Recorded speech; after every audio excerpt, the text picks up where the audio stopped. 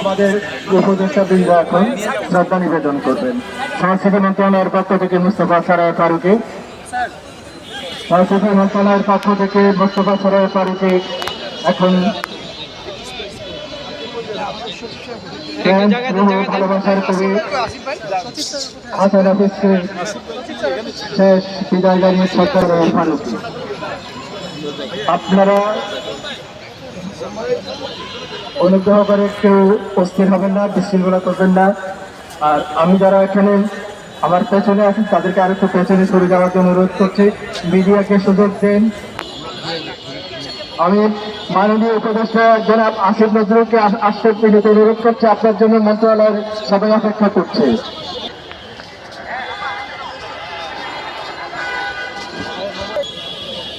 এখন জাতীয় কবিতা পরিষদের পক্ষ থেকে কবি হাসান হেলাল হাফিজকে শ্রদ্ধা জানাচ্ছেন জাতীয় কবিতা পরিষদ।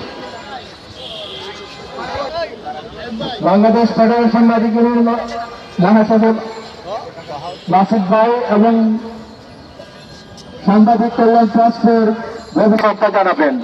এখন জানাচ্ছেন সম্ভবত কবিতা পরিষদ মোহন রায়ানের নেতৃত্বে।